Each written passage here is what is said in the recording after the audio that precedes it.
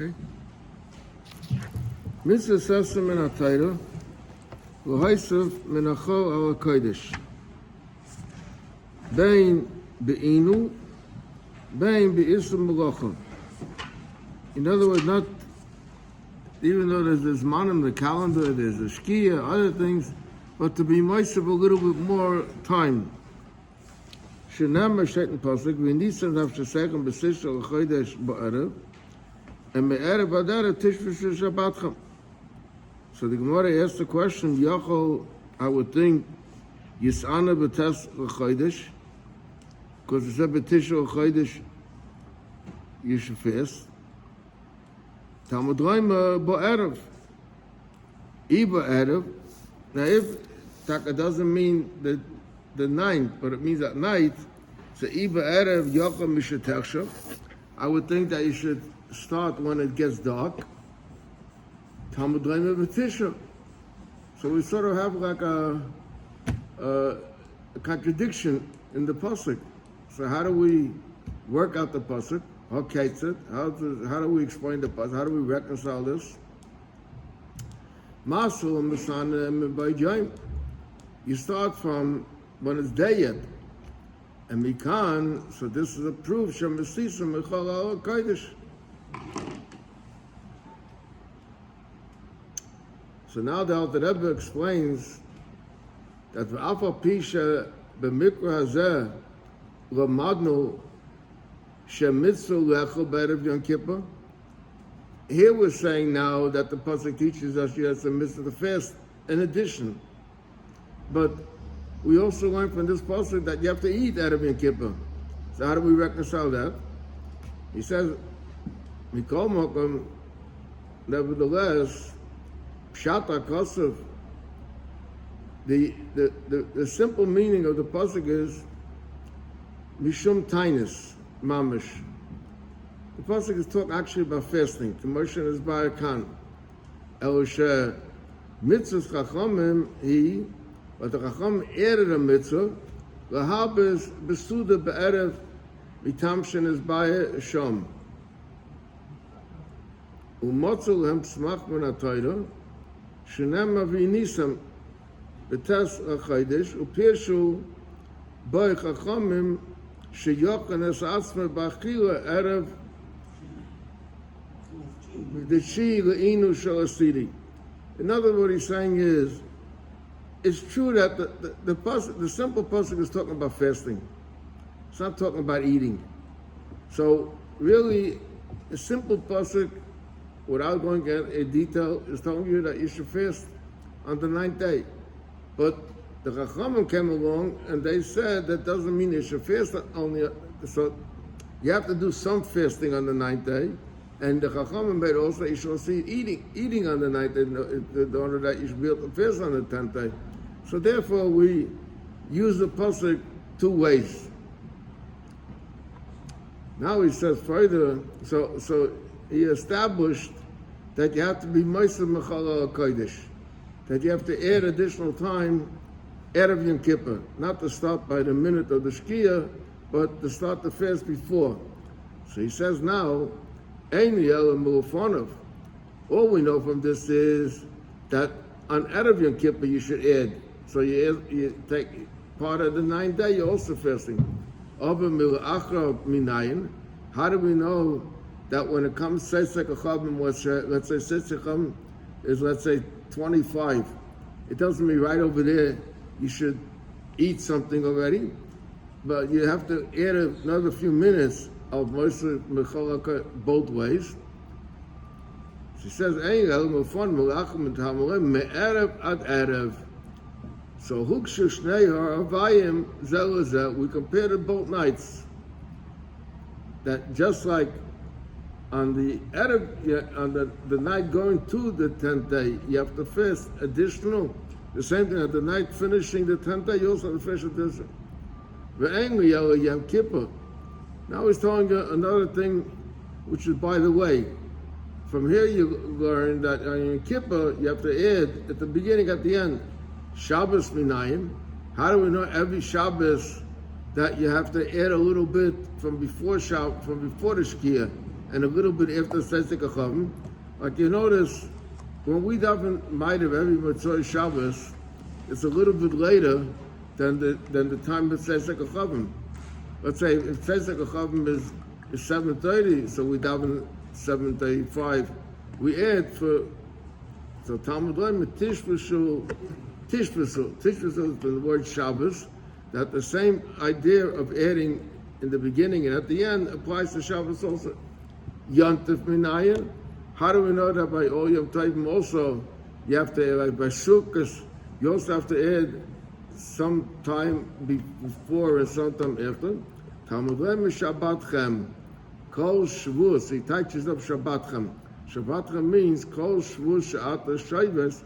Every resting period that you rest, in order that it's a yontif, at the Mosif law, you have to add to it, Bein Milfaneha, Bein Macharev. Now, we know that if someone, let's say, violates, if he eats on Yom Kippur, so Chas v'Shalom, he's chayiv kodesh. So Yachol Yehei Onish kodesh ala Taisus, that if he ate in the Zman of Taisus, the additional time that you added at the beginning, at the end, is the same punishment as if you ate on Yom Kippur. Talmud Leima, v'chol ha'nefesh asher ta'aseh kol melacha b'etzem ha'yom hazeh, is then v'avadati. And v'chein be'inu, also by the affliction, who he says, ki kol ha'nefesh asher lo yisa'una, that will not afflict, that will not fast. Be'etzem ha'yom hazeh is v'nichasan. Alitzum mishoyim, for the Yom Kippur day itself, if you violate it, is onish kodesh. Aber ein onish kodesh ala Taisus. Now he says in Beis, the Taisus had this additional tzorah she'kaidem bein hashmoshes. The ilu bein hashmoshes atzmai sofek lailahu ve'eina nikra Taisus ve'afam loy hoya kosav mazeh olav. He's saying when we light candles on what do you call on any time out of Shabbos or out of Yom Tov, we light candles. That's before the Shkia, and the Shkia is officially 18 minutes later. And after 18 minutes later is not night yet; it begins Bein Hashmoshes. So he's saying that you can't say that the additional, the added, is the part of Bein Hashmoshes. Because Bein Hashmoshes is Sofek Yom, Sofek Laila. So even if there wasn't a din of Taisus, you couldn't eat on Sofek Yom, Sofek Laila, because maybe it's Laila. The Taisus there, the amount, how much should you add before, how much should you after? Ein lo shir. There's no special amount of time. From the beginning of the Shkia, the sun is setting already, Ad Bein Hashmoshes, Shehu Devia Milan Kaidem Alayla, Vazman Azeshu Mahala Gimel Milan Udavia, Ratzal Lasses Kuwait Taises, Ratzal Lasses Mitzasa, in other words, from the time of Lichtbenchen on, which is 18 minutes before the Shkia, from that time already you could start the Taisis, or a little bit more than that also. Now sometimes there's women, and there's sometimes men also, but it's more common, most probably amongst women. They don't know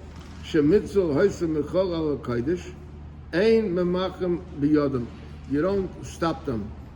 Don't tell them that they're doing something wrong. Im hu yedua, if he knows, shebevadai lo yishmu lanu, v'yasa b'shag, so then they'll continue doing it b'mezid. So we have a rule: the mutav sheyiyah shaygin v'yiyah mezidim. Sometime when you see something doing something wrong, and there's a question, will he listen to you if you reprimand him? sometimes it's better not to reprimand him. Because if you're going to reprimand him and he's not going to listen to you, he'll be amazed because he knows he was told already that it's wrong. So we have a rule that better they should be b'shayek than be amazed. V'chein adim b'chol dover issa. This rule applies by everything that's forbidden. She'ein meforish b'Torah, that it's not written. If it's something written in the Torah and you see, then you have to tell a person, regardless if it's going to listen to you or not. But this inya of Taisus is just the thing that the Rabbanan added. Oy she'ein push b'Torah el shacham lamdu mimedrash ha-psukim. The Chachamim derived it from the way that they explained the psukim. Shu kabbalah b'yodam. They have it as tradition. Halacha Moshe Sinai. Oy shehem ba'atzman amru dava ba'odam echad over al devrayim b'shgaga she'ein yadei ha'isa. If the thing is only strictly midrabanan, va'afim yadia loy ha'isa, even if you notify them, loy yakabel mimenu, because they'll say, I never heard of it, I don't know this. Is eina tzarach v'imchais b'yodai, the mutter she'yeh shaygit v'lo yeh mezer. By Issa D'Rabbanan, so we say this rule, not by Issa D'Raisa. You see someone being Mechal Shabbos, I say you have to tell him. If he's not going to listen to you, that doesn't matter. Once it's the Issa D'Raisa. But if it's the Issa D'Rabbanan, so the Rabbanan will lenient not to bring the person to do a bigger Aveda. Now he goes on to explain it. Abu he said, "Davar she'isurei mefarish b'Torah." A yisur that's clear in the Torah. Abu pishi yadua lonu, even though if we know she'achayta zeh lo yikabu mimenu, that this sinner will not listen to him. Afim nadia lo is, even if we told him. Abu pikain. Even though Tzarech Limchus B'Yodai, we should call Yisrael Arei V'zeh B'zeh, V'yidei Shemoicha B'Yodai, U'moitzi Atzai Meyo Arbas. He's saying that we have a rule that call Yisrael Arei V'zeh B'zeh. All Jews are responsible one for another. So if I see someone doing an Aveda, I'm really responsible. If I don't tell him, so then it's as though to a degree I violated also. So therefore, you have to tell him in order that you shouldn't have any responsibility. He shouldn't rebuke him in public, elapam achas, just one time, but he shouldn't tell him many times in public. And there's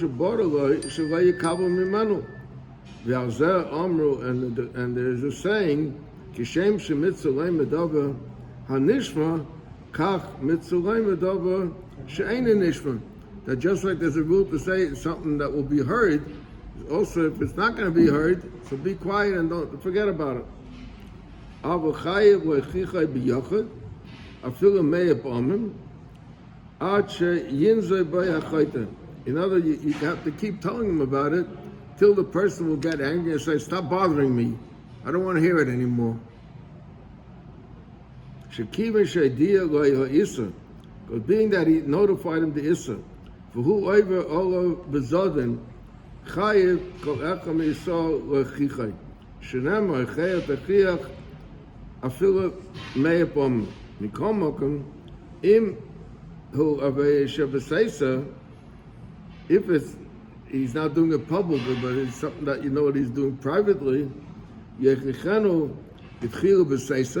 so first, if you have to tell him in private, and if he doesn't improve his ways, then you could embarrass him in public.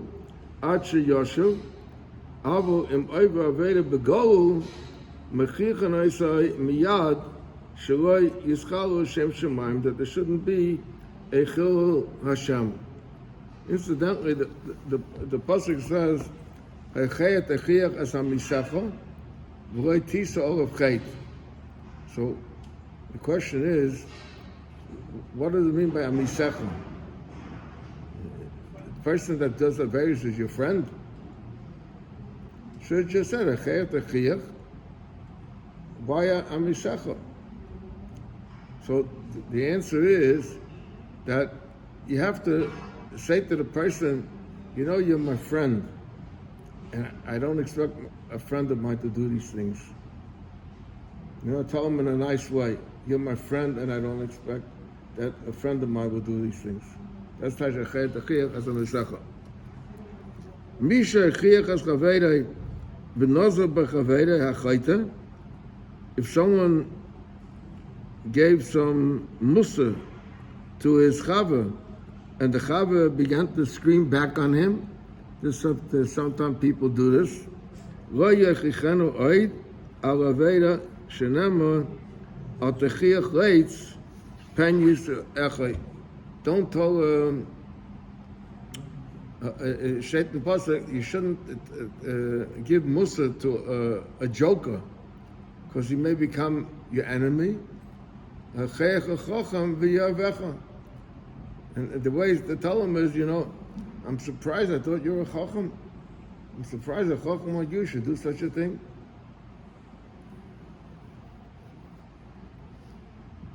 Okay.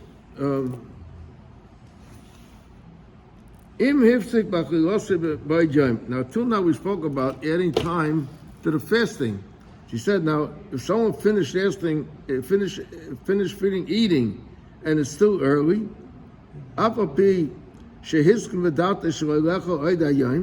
even though he finished and he made up his mind, I'm ready, I'm finished eating. You're still allowed to eat. He didn't say specifically that he's not going to eat anymore. He didn't say anything. And hadvarim shabalev einim dvarim. But if he said, I'm finished, I'm not going to eat anymore, then then he made a nether that he's not going to eat. So he's not allowed to eat anymore. He said,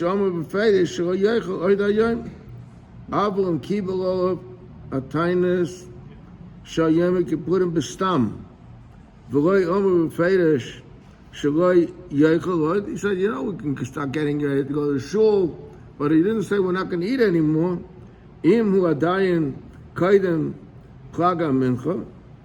If it's before Plaga Mincha, that he stopped long before, that's about an hour before the Shkia. Ein Kabbalasai Klum, Umutalasa Bagacho, V'im, and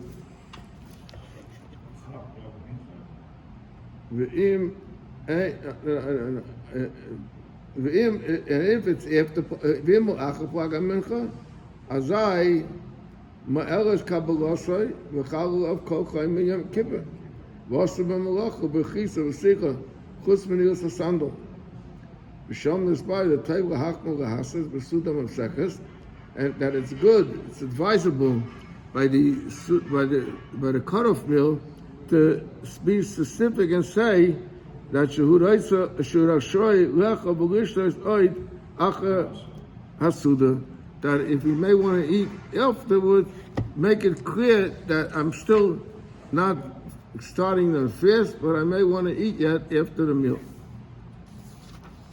Okay, we'll stop over here.